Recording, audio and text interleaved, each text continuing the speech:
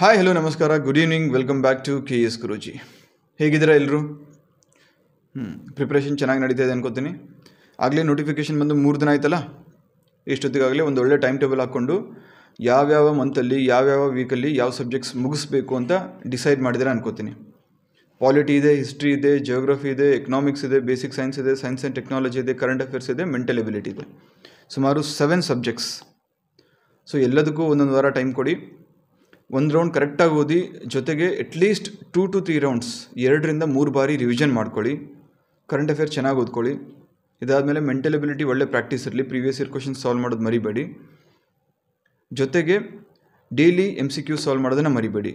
ಯಾವ ಚಾಪ್ಟರ್ ಓದಿರ್ತೀರ ಅದರ ಕುರಿತಂತೆ ಒಳ್ಳೆ ಕ್ವಶನ್ ಸಾಲ್ವ್ ಮಾಡಿ. At least 10 to 15 questions per day. ಬರೀ ಕ್ವಶನ್ ಸಾಲ್ವ್ ಮಾಡಿದ್ರೂ ಸಾಕಾಗಲ್ಲ, ಬರೀ ಓದ್ಕೊಂಡು ಕೂತ್ಕೊಂಡ್ರೂ ಸಾಕಾಗಲ್ಲ. ನೀವು ಏನು ಓದ್ತೀರೋ ಅದನ್ನು ಅಪ್ಲೈ ಮಾಡಬೇಕು. ಯಾಕಂದರೆ ಎಕ್ಸಾಮಲ್ಲಿ ನೀವು ಏನು ಓದಿರಾ ಆ ಟಾಪಿಕ್ ಬರೆದೋಗಿ ಅಂತ ಕೇಳಲ್ಲ. ಆ ಟಾಪಿಕ್ ಕುರಿತಂತೆ ಒಂದು MCQ ಮಲ್ಟಿಪಲ್ ಚಾಯ್ಸ್ ಕ್ವಶನ್ ಇರುತ್ತೆ. ಸೊ ಹಾಗಾಗಿ ನಿಮ್ಮ ಜಾಬ್ ಏನು, ಆ ಮಲ್ಟಿಪಲ್ ಚಾಯ್ಸ್ ಕ್ವಶನ್ಸ್ನ ಅಟೆಂಡ್ ಮಾಡಬೇಕು. ಅಟ್ಲೀಸ್ಟ್ ಒಂದು 85 ಕ್ವಶನ್ಸ್ಗೆ ಸರಿಯಾದ ಉತ್ತರ ಕೊಟ್ಟು ಕಟ್ ಆಫ್ಗಿಂತ ಒಂದು 10 ಮಾರ್ಕ್ಸು ಜಾಸ್ತಿ ತೊಗೊಂಡಿರಬೇಕು. ಈ ಸತಿ ಕಾಂಪಿಟೇಷನ್ ಹೆವಿಯಾಗಿ ಇರುತ್ತೆ. ಬಿಕಾಸ್ ಸಿವಿಲ್ PCಗೆ PSIಗೆ ಪ್ರಿಪೇರ್ ಆಗೋರು ಎಲ್ಲರೂ ಒಂದು ಒಳ್ಳೆ ಬ್ಯಾಕಪ್ ಜಾಬ್ ಇರಲಿ ಅಂತ ಬರಿತಾ ಇದ್ದಾರೆ. ಸೊ ಹಾಗಾಗಿ ಹೆದರೋ ಅವಶ್ಯಕತೆ ಇಲ್ಲ. ಬದಲಾಗಿ ಕನ್ಸಿಸ್ಟೆಂಟಾಗಿ ನೆಕ್ಸ್ಟ್ 3 to 4 ಮಂತ್ಸ್ ಮಾಡ್ಕೊಂಡೋಗಿ ಡೆಫಿನೆಟ್ಲಿ ಯಾಕಾಗಲ್ಲ ನೋಡಿ. ತಮ್ಮಲ್ಲಿ ಪ್ರತಿಯೊಬ್ಬರೂ ಸಹ ಈ ಎಕ್ಸಾಮ್ನ ಕ್ರ್ಯಾಕ್ ಮಾಡುವಂಥ ಎಬಿಲಿಟಿ ಹೊಂದಿದ್ದೀರಾ. ಸೊ ಹಾಗಾಗಿ ಡೋಂಟ್ ಗೆಟ್ ಸ್ಕೇರ್ಡ್, ಭಯ ಪಡ್ಕೋಬೇಡಿ. ಬದಲಾಗಿ ಆ ಭಯವನ್ನು ಎನರ್ಜಿಯಾಗಿ ಕನ್ವರ್ಟ್ ಮಾಡಿಕೊಂಡು ಎವ್ರಿ ಡೇ ಕನ್ಸಿಸ್ಟೆಂಟಾಗಿ ಓದಿ. ಒಳ್ಳೆ ನಿದ್ದೆ ಇರಲಿ, ಹೆಲ್ತನ್ನು ಕಾಯ್ಕೊಳ್ಳಿ. Because health is wealth. Without health ನೀವು ಓದೋಕ್ಕೂ ಆಗಲ್ಲ, ಪ್ರಾಕ್ಟೀಸ್ ಮಾಡೋಕ್ಕೂ ಆಗಲ್ಲ.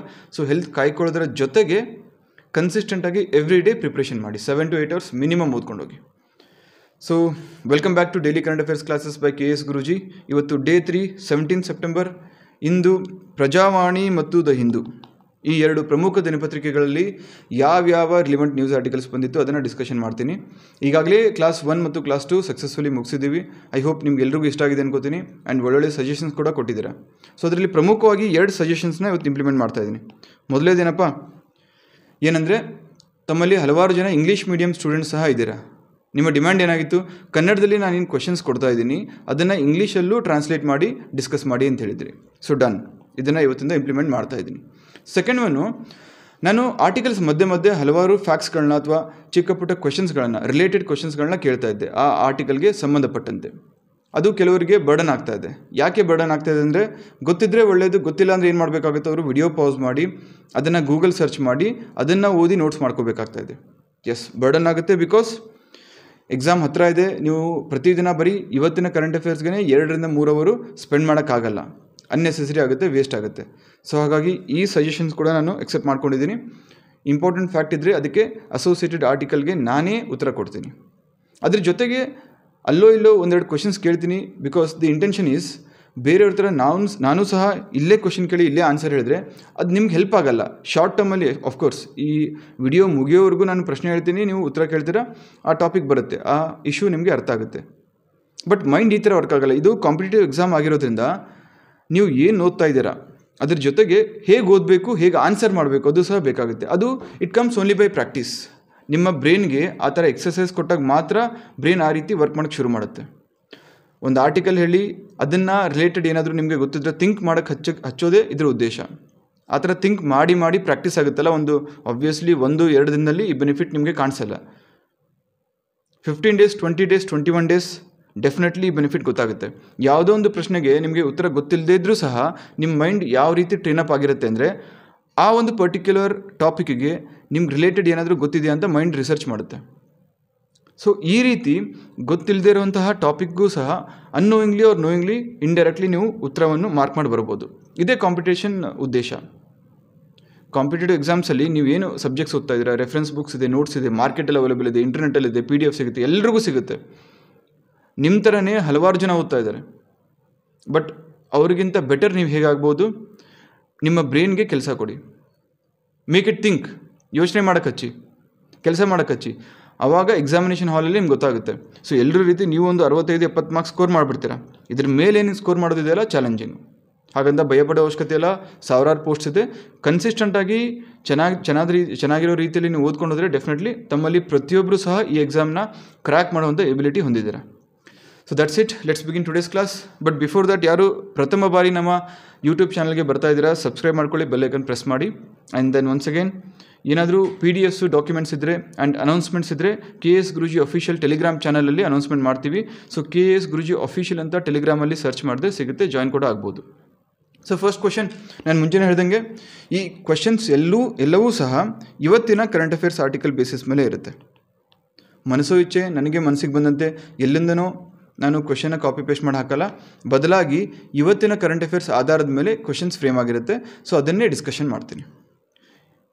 ಈ ಕ್ವೆಶನ್ಗೆ ಕಾಂಟೆಕ್ಸ್ಟ್ ಏನಿತ್ತು, ಇವತ್ತು ಭಾರತದ ಪ್ರಧಾನಮಂತ್ರಿ ಶ್ರೀ ನರೇಂದ್ರ ಮೋದಿ ಅವರ ಜನ್ಮದಿನ.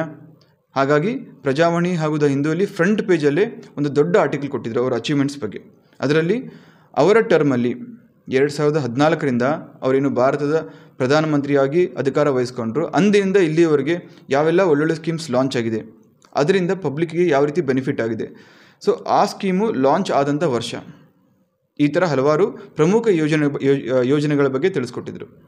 PC ಎಕ್ಸಾಮ್ಗೆ ಏನು ಬೇಕಾಗುತ್ತೆ, ಯೋಜನೆಗಳ ಕುರಿತಂತೆ ಅಷ್ಟಾಗಿ ಇನ್ಡೆಪ್ತ್ ಆಗಿ ಹೋಗುವಂಥ ಅವಶ್ಯಕತೆ ಇಲ್ಲ, ಅಥವಾ ಒಂದು ಸ್ಕೀಮ್ ಯಾವ ರೀತಿ ಪರ್ಫಾರ್ಮ್ ಮಾಡ್ತು, ಅದರಲ್ಲಿರುವಂಥ ಚಾಲೆಂಜಸ್ ಏನು ಬೇಡ. ಯಾವುದು ಯೋಜನೆ, ಟಾರ್ಗೆಟೆಡ್ ಗ್ರೂಪ್ ಯಾವುದು, ಅಂದರೆ ಯಾರ ಒಳಿತಿಗಾಗಿ ಆ ಯೋಜನೆಯನ್ನು ಶುರು ಮಾಡಿದ್ರು, ಅದಾದಮೇಲೆ ಚಾಲನೆ ಆದಂಥ ವರ್ಷ. ಸೊ ಅದರ ಆಧಾರದ ಮೇಲೆ ಫಸ್ಟ್ ಕ್ವೆಶನು, ಈ ಕೆಳಗಿನವುಗಳಲ್ಲಿ ಯಾವುದನ್ನು ಸರಿಯಾಗಿ ಹೊಂದಿಸಿ ಬರೆಯಲಾಗಿದೆ? Which of the following is are correctly matched? ನಿಮ್ಮ ಆಪ್ಷನ್ಸು, ಮೊದಲನೇದಾಗಿ ಯೋಜನೆ ಇದೆ, ನೆಕ್ಸ್ಟ್ ಚಾಲನೆ ಇದೆ. ಫಸ್ಟು ಸ್ವಚ್ಛ ಭಾರತ್ ಮಿಷನ್ 2014, ಜನ್ಧನ್ ಯೋಜನಾ 2014, ಆಯುಷ್ಮಾನ್ ಭಾರತ್ 2018. 3 ಯೋಜನೆ ಕೊಟ್ಟಿದ್ದೀನಿ. ಅದು ಯೋಜನೆ ಆಗಿರಬಹುದಾದಂತಹ ವರ್ಷ ಸಹ ಅಥವಾ ಲಾಂಚ್ ಇಯರ್ ಸಹ ಕೊಟ್ಟಿದ್ದೀನಿ. ಯಾವುದು ಕರೆಕ್ಟಾಗಿ ಮ್ಯಾಚ್ ಆಗಿದೆ ನನಗೆ ಕೆಳಗಡೆ ಕಮೆಂಟ್ ಸೆಕ್ಷನಲ್ಲಿ ಆನ್ಸರ್ಸ್ ತಿಳಿಸಬೇಕು. ತುಂಬ ಈಸಿ ಕ್ವೆಶನ್ ಇದು, ಎಲ್ರಿಗೂ ಗೊತ್ತು, ಯಾಕಂದರೆ ಈ 3 ಸಹ ಪ್ರಮುಖ ಯೋಜನೆಗಳು ಕೇಂದ್ರ ಸರ್ಕಾರದ್ದು. ನಿಮ್ಮ options 1 only, 2 only, C 2 and 3, D all of the above. ಒಂದು 10 ಸೆಕೆಂಡ್ಗಳ ಕಾಲಾವಕಾಶ ತಗೊಳ್ಳಿ, ಎಲ್ಲರೂ ಸಹ ಆನ್ಸರ್ ಮಾಡಿ.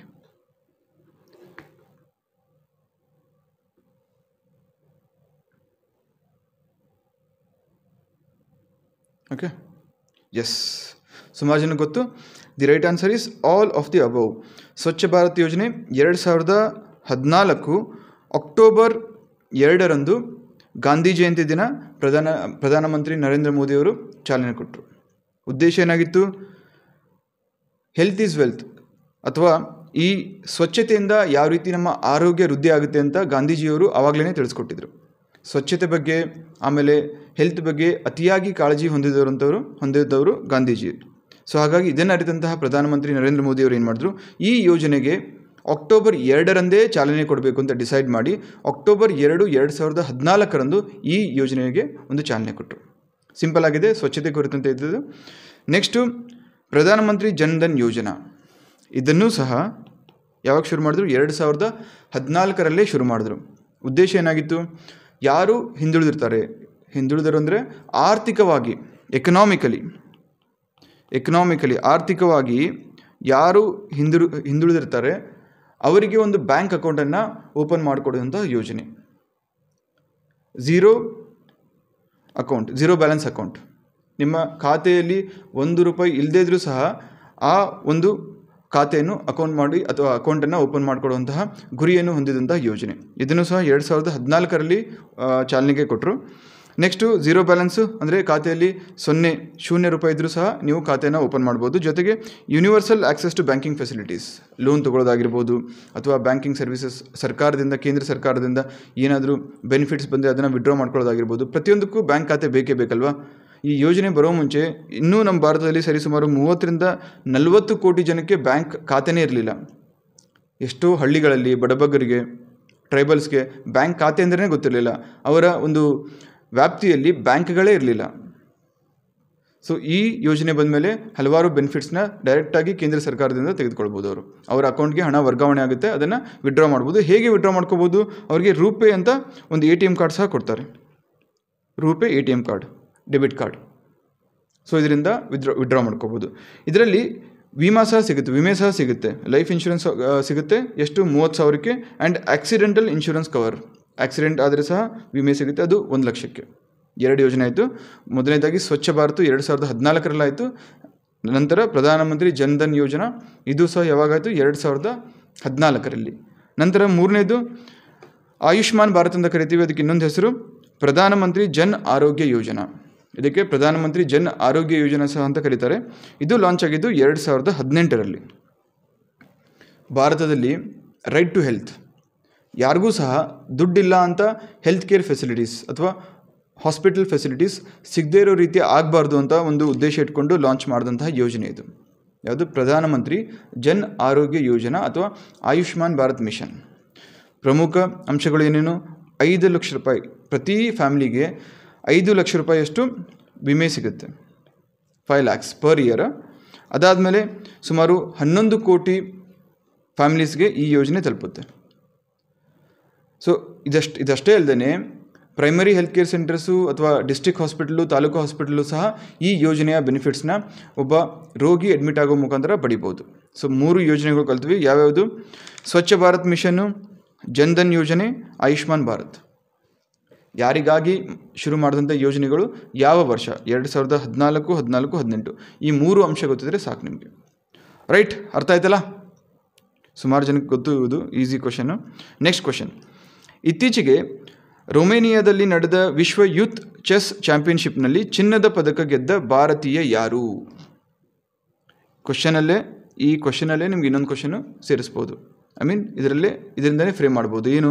ಇತ್ತೀಚೆಗೆ ನಡೆದ ವಿಶ್ವ youth championship, chess championship, world youth chess championship, ಇದು ಎಲ್ಲಿ ನಡೀತು ಅಂತ ಕೇಳ್ಬೋದು. ಯಾವ ದೇಶದಲ್ಲಿ ನಡೀತು ಅಂತ ಕೇಳ್ಬೋದು. ಚಾನ್ಸಸ್ ಇದೆ, PCL ಕೇಳುವಂಥ ಚಾನ್ಸಸ್ಸು. ರೊಮೇನಿಯಾ ಅಂತ ಹೇಳ್ಬೋದು. ಸೊ ಅದನ್ನು ನಾನು ಪ್ರಶ್ನೆಯಲ್ಲೇ ಕೊಟ್ಟು ಯಾರು ಗೆದ್ದರು ಅಂತ ಕೇಳಿದ್ದೀನಿ. ನಿಮ್ಮ ಆಪ್ಷನ್ಸು: ಪ್ರಣವ್ ಆನಂದ್, ವಿಶ್ವನಾಥ್ ಆನಂದನ್, ಸಚಿನ್ ಮೇವಾರೆ, ಮೇಲಿನ ಯಾರೂ ಅಲ್ಲ. ಇವತ್ತಿನ ಪೇಪರಲ್ಲಿತ್ತು, ಫ್ರಂಟ್ ಪೇಜಲ್ಲಿತ್ತು ಪ್ರಜಾವಾಣಿಯಲ್ಲಿ. ಎಷ್ಟು ಜನಕ್ಕೆ ಗೊತ್ತು ನೋಡೋಣ. Not bad. Right answer is Pranav Anand. ಇದರಲ್ಲಿ ಮೊದಲನೇದಾಗಿ ಯಾರು ಗೆದ್ದರು? ಪ್ರಣವ್ ಆನಂದ್ ಗೆದ್ದರು. ಪ್ರಣವ್ ಆನಂದ್ ಏನು ಗೆದ್ದರು? ವರ್ಲ್ಡ್ ಯೂತ್ ಚೆಸ್ ಚಾಂಪಿಯನ್ಶಿಪ್, ವಿಶ್ವ youth chess championship. Pranav Anand ಯಾವ ರಾಜ್ಯದವರು? ಕರ್ನಾಟಕ ರಾಜ್ಯದವರು. ನೋಡಿ, ಇಲ್ಲೇ ಒಂದೇ ಪೇಜಲ್ಲಿ ನಾನು 3 ಕ್ವಶನ್ಸ್ ಫ್ರೇಮ್ ಮಾಡಿದೆ. ಯಾರು ಗೆದ್ದರು, ಏನು ಗೆದ್ದರು, ಎಲ್ಲಿ ನಡೀತು ಆ ಚಾಂಪಿಯನ್ಶಿಪ್, ಆಮೇಲೆ ಅವರು ಯಾವ ರಾಜ್ಯದವರು, ಇಷ್ಟು. ಸೊ ಪ್ರಣವ್ ಆನಂದ್ ಕರ್ನಾಟಕದವರು, ಕರ್ನಾಟಕ ಮೂಲದವರು. ಇವರು ಭಾರತದ 76ನೇ ಗ್ರ್ಯಾಂಡ್ ಸ್ಲ್ಯಾಮ್ ಗ್ರ್ಯಾಂಡ್ ಮಾಸ್ಟರ್ ಆಗಿದ್ದಾರೆ. ಜೊತೆಗೆ ಕರ್ನಾಟಕದ 4ನೇ ಗ್ರ್ಯಾಂಡ್ ಮಾಸ್ಟರ್. ಈ ಒಂದು ಚಾಂಪಿಯನ್ಶಿಪ್ ಗೆಲ್ಲೋ ಮುಖಾಂತರ, ವರ್ಲ್ಡ್ ಯೂತ್ ಚಾಂಪಿಯನ್ಶಿಪ್, ಇವರು ಪ್ರಣವ್ ಆನಂದ್ ಅವರು ಭಾರತದ 76ನೇ ಗ್ರ್ಯಾಂಡ್ ಮಾಸ್ಟರ್ ಆಗಿದ್ದಾರೆ. ಜೊತೆಗೆ ಕರ್ನಾಟಕದ 4ನೇ ಗ್ರ್ಯಾಂಡ್ ಮಾಸ್ಟರ್. ಗ್ರ್ಯಾಂಡ್ ಮಾಸ್ಟರ್ ಅಂದರೆ ಏನು ಅಂತ ಹೇಳ್ತೀನಿ. ಅದಕ್ಕಿಂತ ಮುಂಚೆ ಈ 2 ನಂಬರ್ಸ್ 76 ಮತ್ತು 4, 76 ಮತ್ತು 4, 2 ನಂಬರ್ನ ತಲೆಯಲ್ಲಿ ಪ್ರಿಂಟ್ ಮಾಡ್ಕೊಳ್ಳಿ. ಓಕೆ, ಗ್ರ್ಯಾಂಡ್ ಮಾಸ್ಟರ್ ಅಂದರೆ ಏನು? ಗ್ರ್ಯಾಂಡ್ ಮಾಸ್ಟರ್ ಅಂದರೆ ಚೆಸ್ ಚಾಂಪಿಯನ್ಶಿಪ್ಪಲ್ಲಿ ಅತಿ ಟಾಪ್ ಮೋಸ್ಟ್ ಲೆವೆಲ್ ಇರುವಂತಹ title, highest level of title. So ಈ ಟೈಟಲ್ಲು ಯಾರಿಗೆ ಸಿಗುತ್ತಲ್ಲ ಅವರು ವಿಶ್ವ ಚಾಂಪಿಯನ್ಶಿಪ್ ಅಂತ ಕೂಡ ಅನ್ಸ್ಕೋತಾರೆ. ಇದು ಭಾರತಕ್ಕೆ 76ನೇವರಾಗಿ ಇವರು ಆನಂದ್ ಆಗಿದ್ದಾರೆ. ಜೊತೆಗೆ ಕರ್ನಾಟಕದಿಂದ 4ನೇವರು. ಜೊತೆಗೆ youngest grand master from Karnataka. Youngest, ಅತಿ ಚಿಕ್ಕ ವಯಸ್ಸಿನಲ್ಲೇ ಗ್ರ್ಯಾಂಡ್ ಮಾಸ್ಟರ್ ಗೆದ್ದಂತಹ ಕರ್ನಾಟಕ ಮೂಲದ ವ್ಯಕ್ತಿಯಾಗಿದ್ದಾರೆ. ರೈಟ್, ಹೆಚ್ಚು ಕಮ್ಮಿ ಈ ಒಂದು ಕ್ವಶನಿಂದ ನಮಗೆ 6 ಫ್ಯಾಕ್ಟ್ಸ್ ಗೊತ್ತಾಯಿತು. 3 ಇಲ್ಲಿ ಗೊತ್ತಾಯಿತು. ಯಾರು ಗೆದ್ದರು, ಯಾವ ಚಾಂಪಿಯನ್ಶಿಪ್ಪಲ್ಲಿ ಗೆದ್ದರು, ಅದು ಎಲ್ಲಿ ನಡೀತು, ಪ್ರಣವ್ ಆನಂದ್ ಯಾವ ರಾಜ್ಯದವರು, ಅವರು ಎಷ್ಟನೇ ಗ್ರ್ಯಾಂಡ್ ಮಾಸ್ಟರು ಭಾರತದಲ್ಲಿ ಆ್ಯಂಡ್ ಕರ್ನಾಟಕದಲ್ಲಿ ಎಷ್ಟನೇ ಗ್ರ್ಯಾಂಡ್ ಮಾಸ್ಟರು, ಜೊತೆಗೆ ಅತಿ ಚಿಕ್ಕ ವಯಸ್ಸಿನ ಚಾಂಪಿಯನ್ ಗ್ರ್ಯಾಂಡ್ ಮಾಸ್ಟರ್ ಕರ್ನಾಟಕದಿಂದ. ಸೊ ಇಷ್ಟು ಫ್ಯಾಕ್ಟ್ಸ್ ಆಯಿತು. ಅರ್ಥ ಆಗಿದೆ ಅನ್ಕೋತೀನಿ. ಜೊತೆಗೆ ಜಿಯೋಗ್ರಫಿ ರಿಲೇಟೆಡ್ ರೊಮೇನಿಯಾ ಎಲ್ಲಿ ಬರುತ್ತೆ ಅಂತ ಕೇಳ್ಬೋದು, ಅಥವಾ ರೊಮೇನಿಯಾದ ನೇಬರಿಂಗ್ ಕಂಟ್ರೀಸ್, ಆಸುಪಾಸಿನ ದೇಶಗಳು ಯಾವ್ಯಾವ ಅಂತ ಕೇಳ್ಬೋದು. ನಿಮ್ಮ ಆಪ್ಷನ್ಸ್ ಏನಾದರೂ ಆಗಿರಲಿ. ರೊಮೇನಿಯಾ ಎಲ್ಲಿ ಬರುತ್ತೆ ಅಂದರೆ ಅದರ ನಾರ್ತಲ್ಲಿ ಯುಕ್ರೇನ್ ಇದೆ, ಮಾಲ್ಡೋವಾ ಇದೆ, ಸೌತಲ್ಲಿ ಬಲ್ಗೇರಿಯಾ ಇದೆ, ಸರ್ಬಿಯಾ ಇದೆ, ಆಮೇಲೆ ವೆಸ್ಟಲ್ಲಿ ಹಂಗೇರಿ ಇದೆ. ಯಾವ್ಯಾವ ದೇಶಗಳು ಬರುತ್ತೆ? ಯುಕ್ರೇನ್ ಬರುತ್ತೆ, ಮಾಲ್ಡೋವಾ ಬರುತ್ತೆ, ಬಲ್ಗೇರಿಯಾ ಬರುತ್ತೆ, ಸರ್ಬಿಯಾ ಬರುತ್ತೆ, ಹಂಗೇರಿ ಬರುತ್ತೆ. ಜೊತೆಗೆ ಅದರ ಈಸ್ಟಲ್ಲಿ ಬ್ಲ್ಯಾಕ್ ಸಿ ಇದೆ, ಕಪ್ಪು ಸಮುದ್ರ. ಸೊ ಮ್ಯಾಪ್ಸ್ ಆಗಿ ಗೊತ್ತಿರಬೇಕು. ರೈಟ್, ಇದೊಂದು ಆರ್ಟಿಕಲ್. ಐ ಹೋಪ್ ಎಲ್ರಿಗೂ ಕ್ಲಿಯರ್ ಆಗಿದೆ ಅನ್ಕೋತೀನಿ. Okay, next question. ಸೆಪ್ಟೆಂಬರ್ 2022ರಲ್ಲಿ ನಡೆದ ಶಾಂಘೈ ಸಹಕಾರ ಸಂಘಟನೆಯ ಶೃಂಗಸಭೆ ಎಲ್ಲಿ ನಡೆಯಿತು? Where was the 2022 SCO summit held? Options: Samarkand, Beijing, Tokyo ಮೇಲಿನ ಯಾವುದೂ ಅಲ್ಲ. ಒಂದು ಸೆಕೆಂಡ್ ಇವತ್ತಿನ ಪೇಪರ್ದು ಎಷ್ಟು ಜನ ಗೊತ್ತು ನೋಡೋಣ.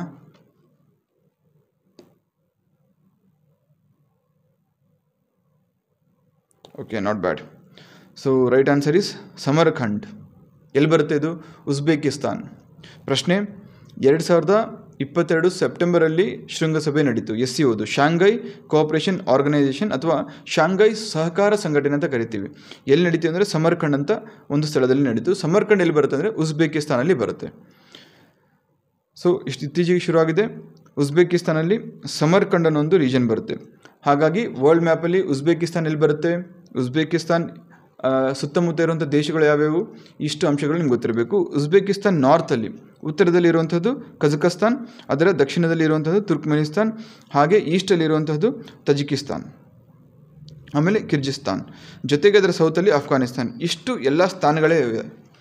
ಕಜಕಸ್ತಾನು, ಕಿರ್ಜಿಸ್ತಾನು, ತಜಿಕಿಸ್ತಾನು, ಅಫ್ಘಾನಿಸ್ತಾನು, ಜೊತೆಗೆ ತುರ್ಕ್ಮೆನಿಸ್ತಾನ್. 5 ಪ್ರಮುಖ ರಾಷ್ಟ್ರಗಳು ನೆನಪಿರಬೇಕು. ಯಾವುದು ವರ್ಲ್ಡ್ ಮ್ಯಾಪಲ್ಲಿ ಕೇಳಿದ್ರೆ. ಅರ್ಥ ಆಯ್ತಲ್ಲ? ನೆಕ್ಸ್ಟು SCO ಅಂದ್ರೇನು? Shanghai cooperation organisation. ಇದು ಶುರುವಾಗೋ ಮುಂಚೆ 2001ರಲ್ಲಿ ಇದು ಫಾರ್ಮ್ ಆಗೋ ಮುಂಚೆ ಶಾಂಘೈ 5 ಅಂತ ಇತ್ತು. ಅದನ್ನು ಮರುನಾಮಕರಣ ಮಾಡಿ ಉಜ್ಬೇಕಿಸ್ತಾನ್ ಜಾಯ್ನ್ ಆದಮೇಲೆ ಅದನ್ನು ಶಾಂಘೈ ಕೋಆಪರೇಷನ್ ಆರ್ಗನೈಸೇಷನ್ ಅಥವಾ ಶಾಂಘೈ ಸಹಕಾರ ಸಂಘಟನೆ ಅಂತ ಮರುನಾಮಕರಣ ಮಾಡಿದ್ರು. ಸೊ 2 ಅಂಶ. ಶಾಂಘೈ ಕೋಆಪರೇಷನ್ ಆರ್ಗನೈಸೇಷನ್ ಶುರುವಾದದ್ದು 2001ರಲ್ಲಿ. ಪ್ರಶ್ನೆ ಕೇಳ್ಬೋದು, SCO ರೀಪ್ಲೇಸ್ಡ್ ಡ್ಯಾಶ್ ಅಂತ ಕೇಳ್ಬೋದು. SCO ಇದು ಯಾವುದನ್ನು ರಿಪ್ಲೇಸ್ ಮಾಡಿದೆ ಅಂತ ಕೇಳ್ಬೋದು. ಆ ಥರ ಕೇಳಿದ್ರೆ ಶಾಂಘೈ 5 ಅಂತ ಹೇಳಬೇಕು.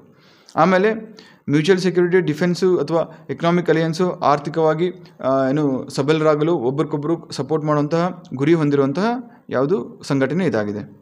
ಅಫಿಷಿಯಲ್ ಲ್ಯಾಂಗ್ವೇಜಸ್ 2 ಇದ್ದಾವೆ. ಮೊದಲನೇದಾಗಿ ಚೈನೀಸು, ರಷ್ಯನ್ ಕೇಳ್ಬೋದು. SCOದ ಅಫಿಷಿಯಲ್ ಲ್ಯಾಂಗ್ವೇಜಸ್, ಆಡಳಿತ ಭಾಷೆಗಳು ಯಾವ್ಯಾವು ಅಂತ ಕೇಳ್ಬೋದು. ಆ ಥರ ಕೇಳಿದ್ರೆ ಆಪ್ಷನ್ಸು ಚೈನೀಸು ಮತ್ತು ರಷ್ಯನ್, ಹಿಂದಿ ಇಲ್ಲ. Okay, Chinese and Russian. Head quarters ಎಲ್ಲಿದೆ? ಬೀಜಿಂಗಲ್ಲಿದೆ, ಚೈನಾದಲ್ಲಿದೆ. ಎಲ್ಲ ಇಂಪಾರ್ಟೆಂಟ್ ಫ್ಯಾಕ್ಟ್ಸಾ? ಜಾಸ್ತಿ ಏನೂ ನಿಮಗೆ ತಲೆ ಕೆಡಿಸ್ತಾ ಇಲ್ಲ, ಅನ್ನೆಸೆಸರಿ ಏನೂ ಹೇಳ್ತಾ ಇಲ್ಲ. ಒಂದು ಆರ್ಟಿಕಲ್ ರಿಲೇಟೆಡ್ ಏನೆಲ್ಲ ಪ್ರಶ್ನೆಗಳನ್ನ ಫ್ರೇಮ್ ಮಾಡ್ಬೋದು ಕರೆಂಟ್ ಅಫೇರ್ಸಿಂದ ಅಷ್ಟು ತಿಳುವಳಿಕೆ ಕೊಡ್ತಾ ಇದ್ದೀನಿ. ನೆಕ್ಸ್ಟು ಮೆಂಬರ್ಸ್ ಯಾರು? 9 ಜನ ಮೆಂಬರ್ಸ್ ಇದ್ದಾರೆ. 9. ಇತ್ತೀಚೆಗೆ ಇರಾನ್ ಜಾಯ್ನ್ ಆಯಿತು. ಇರಾನ್ ಜಾಯ್ನ್ ಆಗೋ ಮುಂಚೆ 8 ಇದ್ದರು. ಸೊ ಇವಾಗ ಸದ್ಯಕ್ಕೆ 9 ಜನ ಮೆಂಬರ್ಸ್ ಇದ್ದಾರೆ. ಅಬ್ಸರ್ವರ್ಸ್ ದೇಶಗಳು ಕೂಡ ಇದ್ದಾವೆ. ಅಬ್ಸರ್ವರ್ಸ್ ಅಷ್ಟೊಂದು ನಿಮ್ಗೆ ಬೇಕಾಗಲ್ಲ, ಬದಲಾಗಿ ಮೆಂಬರ್ಸ್ ಗೊತ್ತಿದ್ರೆ ಸಾಕು. ಚೈನಾ ಇದೆ, ಇಂಡಿಯಾ ಇದೆ, ಇರಾನ್ ಇದೆ, ಕಜಕಸ್ತಾನ್ ಇದೆ, ಕಿರ್ಜಿಸ್ತಾನ್ ಇದೆ, ಪಾಕಿಸ್ತಾನ್, ರಷ್ಯಾ, ತಜಿಕಿಸ್ತಾನ್, ಉಜ್ಬೇಕಿಸ್ತಾನ್. ಇಷ್ಟು ಸ್ಥಾನಗಳು ಗೊತ್ತಿರುತ್ತೆ. ಚೈನಾ, ಇಂಡಿಯಾ ರೈವಲ್ಸು ನೆನ್ಪಿಟ್ಕೊಳ್ಳಿ. ಅದಾದಮೇಲೆ ರಷ್ಯಾ ನೆನ್ಪಿಟ್ಕೊಳ್ಳಿ, ಇಂಡಿಯಾಗೂ ಸಪೋರ್ಟ್ ಮಾಡುತ್ತೆ, ಚೈನಾಗೂ ಸಪೋರ್ಟ್ ಮಾಡುತ್ತೆ. ಅದಾದಮೇಲೆ ಇರಾನ್ ಒಂದು ನೆನ್ಪಿಟ್ಕೊಂಬಿಡಿ. ಸೊ ಈ ರೀತಿ ನೆನ್ಪಿಟ್ಕೊಂಡ್ರೆ ಆಗೋಗ್ಬಿಡುತ್ತೆ. ಎಷ್ಟು? 9 ದೇಶಗಳಿದ್ದಾವೆ. ಸೊ ಚಿಕ್ಕ ಹೋಮ್ವರ್ಕು ಟೈಪ್ ಮಾಡಿ. ಇಂಡಿಯಾ ಮತ್ತು ಪಾಕಿಸ್ತಾನ್ 2 ಒಟ್ಟಿಗೆ ಜಾಯ್ನ್ ಆದವು. ಯಾವ ವರ್ಷದಲ್ಲಿ ಈ 2 ದೇಶಗಳು ಈ ಒಂದು ಸಂಘಟನೆಯನ್ನು ಜಾಯ್ನ್ ಆದವು ಅಥವಾ ಸೇರಿಕೊಂಡು? ಬೈಬೇಡಿ, ಯಾರೆಲ್ಲ ಆನ್ಸರ್ ಹೇಳಿದ್ರಿ ಅಂತ ಕೇಳಿದ್ರಿ. ಇದೊಂದು ಚಿಕ್ಕ ಕ್ವಶನ್. ಮಧ್ಯೆ ಈ ಥರ ಮಾಡಿದ್ರೆ ಮಾತ್ರ ನಿಮಗೂ ಇಂಟ್ರೆಸ್ಟಿಂಗ್ ಅನಿಸುತ್ತೆ ಕ್ಲಾಸು, ನನಗೂ ಇಂಟ್ರೆಸ್ಟಿಂಗ್ ಅನಿಸುತ್ತೆ. ಅದನ್ನು ಬಿಟ್ಟು ಬರೀ ಯೂನಿಡೈರೆಕ್ಷನ್ ಆಗಬಾರ್ದು. ನಾನು ಹೇಳ್ಕೊಂಡು ಹೋಗೋದು, ನೀವು ಕೇಳ್ಕೊಂಡು ಹೋಗೋದು. ಇಂಟ್ರಾಕ್ಟಿವ್ ಇರಬೇಕು. ಕ್ಲಾಸ್ ರೂಮ್ ಆಗಿದ್ದರೆ ಎಬಿಸ್ ನಿಲ್ಲಿಸಿ ಕೇಳ್ಬೋಯಿತು, ನಿನಗೆ ಗೊತ್ತಾ ಅಂತ. ಅದು ಮಜಾನೇ ಬೇರೆ ಕ್ಲಾಸ್ ರೂಮಲ್ಲಿ. ಬಟ್ ಅನ್ಫಾರ್ಚುನೇಟ್ಲಿ ಲೈವ್ ಕ್ಲಾಸಸ್ಸು ಅದು ಡಿಜಿಟಲ್ ಫಾರ್ಮೆಟಲ್ಲಿ ಇರೋದ್ರಿಂದ ನೀವು ಯಾವ ರೀತಿ ನೋಡ್ತಾ ಇದ್ದೀರಾ ಅಥವಾ ಫಾರ್ವರ್ಡ್ ಮಾಡಿ ನೋಡ್ತಾ ಇದ್ದೀರಾ, ಸ್ಪೀಡಾಗಿ ನೋಡ್ತಾ ಇದ್ದೀರಾ, ಏನೂ ಅರ್ಥ ಆಗಲ್ಲ. ಸೊ ಹಾಗಾಗಿ ನಿಮ್ಮನ್ನು ಎಂಗೇಜ್ ಮಾಡಬೇಕು ಅಂದರೆ ನಾನು ಏನು ಮಾಡಬೇಕು? ಈ ರೀತಿ ಅವಾಗ ಒಂದೊಂದು ಪ್ರಶ್ನೆ ಕೇಳ್ತೀನಿ. ಸೊ ಬೇಜಾರು ಮಾಡ್ಕೋಬೇಡಿ. ನೆಕ್ಸ್ಟು ತೀರ್ಥೋದ್ಭವ, ಇದು ಕರ್ನಾಟಕದ ಯಾವ ನದಿಗೆ ಸಂಬಂಧಪಟ್ಟಿದೆ? ಗೊತ್ತಿರಬೇಕು, ಕನ್ನಡಿಗರಿಗೆ ಎಲ್ರಿಗೂ ಗೊತ್ತಿರಬೇಕು ಇದು. ತೀರ್ಥೋದ್ಭವ ಈಸ್ ರಿಲೇಟೆಡ್ ಟು, ನಿಮ್ಮ ಆಪ್ಷನ್ಸು ಕಾವೇರಿ, ಭೀಮಾ, ಕೃಷ್ಣ, ತುಂಗಭದ್ರಾ. ಪ್ರಜಾವಾಣಿಯಲ್ಲಿತ್ತು. Yes, simple question. Very good. The right answer is Kaveri. Kaveri ನದಿಗೆ ಸಂಬಂಧಪಟ್ಟಿದ್ದು ತೀರ್ಥೋದ್ಭವ. ಕಾವೇರಿ ತೀರ್ಥೋದ್ಭವ ಅಂತ ಹೇಳ್ಬಿಟ್ಟು ಪ್ರತಿ ವರ್ಷ ಆಗುತ್ತೆ. ಇಲ್ಲಿ ಏನಾಗುತ್ತೆ ಅಂದರೆ, ತಮಗೆಲ್ಲ ಗೊತ್ತು, ಕಾವೇರಿ ಬೆಟ್ಟದ ತಪ್ಪಲಿನಲ್ಲಿ ಹುಟ್ಕೊಳ್ಳುತ್ತೆ. ಅಲ್ಲಿಂದ 100 ಕಿಲೋಮೀಟರ್ಸು ಟ್ರಾವೆಲ್ ಮಾಡಿ ಕರ್ನಾಟಕದಿಂದ ತಮಿಳುನಾಡು ಸೇರಿಕೊಳ್ಳುತ್ತೆ. ಸೊ ಈ ಕಾವೇರಿ ನದಿಯ ಉಗಮ ಸ್ಥಾನ ಯಾವುದು ಅಂತ ಕೇಳಿದರೆ ತಲಕಾವೇರಿ. ಈ ತಲಕಾವೇರಿಯಲ್ಲಿ ತಮ್ಮಲ್ಲಿ ಸುಮಾರು ಜನ ಹೋಗಿರ್ತಾರೆ, ನೋಡಿರ್ತಾರೆ. ಯಾರು ನೋಡಿಲ್ಲ ಹೇಳಿ. ತಲಕಾವೇರಿಯಲ್ಲಿ ಪ್ರತಿ ವರ್ಷ ಅಕ್ಟೋಬರಲ್ಲಿ, ಡೇಟು ಎಕ್ಸಾಕ್ಟ್ಲಿ ಸೇಮ್ ಇರಲ್ಲ, ಅದು ಚೇಂಜ್ ಆಗ್ತಾ ಇರುತ್ತೆ. ಆ ತಿಂಗಳಲ್ಲಿ ನೀರಿನ ಗುಳ್ಳೆಗಳು ಹೇಳ್ತವೆ. ಸೊ ಅದೇ ಕಾವೇರಿ ನದಿಯ ಉಗಮ ಸ್ಥಾನ ಅಂತ ಕರೀತಾರೆ. ದೇಶದ ಮೂಲೆ ಮೂಲೆಯಿಂದ ಭಕ್ತಾದಿಗಳು ಬರ್ತಾರೆ ಈ ಒಂದು ಸಂದರ್ಭವನ್ನು ಕಣ್ಣಾರೆ ನೋಡಲು, ವಿಟ್ನೆಸ್ ಮಾಡಲು. ಸೊ ಇಲ್ಲಿಂದ ಹುಟ್ಟುವ ನದಿ ಒಂದು ಕಾಲುವೆ ಮುಖಾಂತರ ಚಿಕ್ಕ ಹೊಂಡ ಇದೆ ಪಕ್ಕದಲ್ಲಿ, ಅಲ್ಲಿ ಹೋಗಿ ಬೀಳುತ್ತೆ. ಅಲ್ಲಿಂದ ಅಂತರ್ಗಾಮಿಯಾಗಿ ಒಂದು 12 ಕಿಲೋಮೀಟರ್ ಚಲಿಸಿ ಮುಂದೆ ಒಂದು ದೊಡ್ಡ ನದಿಯಾಗಿ ಹರಿತಾ ಹೋಗುತ್ತೆ. ಸೊ ಇದು ಕಾವೇರಿ ನದಿಯ ಉಗಮ ಸ್ಥಾನ. ಕರೆಂಟ್ ಅಫೇರ್ಸ್ ಏನಂದರೆ, ಈ ವರ್ಷ ಅಕ್ಟೋಬರ್ 17 ಸೋಮವಾರ ಎಕ್ಸಾಕ್ಟ್ಲಿ ರಾತ್ರಿ 7:21 ಈ ಇವೆಂಟ್ ನಡೆಯುತ್ತೆ ಅಂತ ಹೇಳಿದ್ದಾರೆ. ನೋಡಿ ಟೆಕ್ನಾಲಜಿ ಯಾವ ಲೆವೆಲ್ಗಿದೆ. ಅಕ್ಟೋಬರ್ 17 ಸೋಮವಾರ ಎಕ್ಸಾಕ್ಟ್ಲಿ 7:21 PM ಅಂತ ಹೇಳಿದ್ದಾರೆ. ಸೊ ಯಾರಾದರೂ ಫ್ರೀ ಇದ್ದರೆ ಹೋಗಿ ಬರ್ಬೋದು. ಎಕ್ಸಾಮ್ ಇದೆ, ತಮ್ಗೆ ಯಾರಿಗೂ ಹೋಗೋಕ್ಕಾಗಲ್ಲ. ಲೈವ್ ಆಗಿ ಯೂಟ್ಯೂಬಲ್ಲೇ ನೋಡ್ಬೋದು ಅಥವಾ ಟಿ ವಿಯಲ್ಲಿ ನೋಡ್ಬೋದು. ಓಕೆ. ಸೊ ಕಾವೇರಿ ರಿಲೇಟೆಡ್ ಏನೆಲ್ಲ ಕೇಳ್ಬೋದು, ಉಗಮ ಸ್ಥಾನ ಕೇಳ್ಬೋದು, ಉಪನದಿಗಳು ಕೇಳ್ಬೋದು, ಕಾವೇರಿ ನದಿಗೆ ಅಡ್ಡಲಾಗಿ ಕಟ್ಟಿರುವಂಥ ಡ್ಯಾಮ್ಗಳ ಬಗ್ಗೆ ಕೇಳ್ಬೋದು, ಕಾವೇರಿ ನದಿ ಯಾವ್ಯಾವ ರಾಜ್ಯಗಳ ಮುಖೇನ ಹೋಗುತ್ತದೆ ಅಂತ ಕೇಳ್ಬೋದು. ರೈಟ್. ಇದಲ್ಲದೆ ಕಾವೇರಿ ನದಿಗೆ ಅಥವಾ ನದಿಯ ತಪ್ಪಲಿನಲ್ಲಿ ಬರುವಂತಹ ಪ್ರಮುಖ ನಗರಗಳು ಯಾವ್ಯಾವ ಅಂತ ಕೇಳ್ಬೋದು. ಸೊ ಇಲ್ಲಿ ಸೋರ್ಸ್ ಆಫ್ ಕಾವೇರಿ ಬಂದ್ಬಿಟ್ಟು ತಲಕಾವೇರಿ. ಆಮೇಲೆ ಡ್ಯಾಮ್ ನೋಡೋದಾದರೆ ಇಂಪಾರ್ಟೆಂಟ್ ಹಾರಂಗಿ ಡ್ಯಾಮ್ ಇದೆ, KRS ಡ್ಯಾಮ್ ಇದೆ, ಆಮೇಲೆ ದುಬಾರಿ ಎಲಿಫೆಂಟ್ ಕ್ಯಾಂಪ್ ಅಲ್ಲೇ ಬರುತ್ತೆ, ಕಬಿನಿ ಡ್ಯಾಮ್ ಇದೆ, ಆಮೇಲೆ ಶ್ರೀರಂಗಪಟ್ಟಣ ಇದೆ, ಕನಕಪುರನೂ ಇದೆ. ಸೊ ಮೇಕೆದಾಟು ಯೋಜನೆ ಇಲ್ಲೇ ಇಶ್ಯೂ ಇರೋದು, ಅದನ್ನು ಸಹ ಆದಷ್ಟು ಬೇಗ ರಿಸಾಲ್ವ್ ಮಾಡಬೇಕು ಅಂತ ಸುಪ್ರೀಂ ಕೋರ್ಟ್ ಸ್ವತಃ ಹೇಳಿದೆ. ಅದಾದಮೇಲೆ ಯಾವ್ಯಾವ ಇಂಪಾರ್ಟೆಂಟ್ ಊರಲ್ಲಿ ಬರುತ್ತೆ ಅದನ್ನು ಸಹ ನೋಡ್ಕೊಳ್ಳಿ.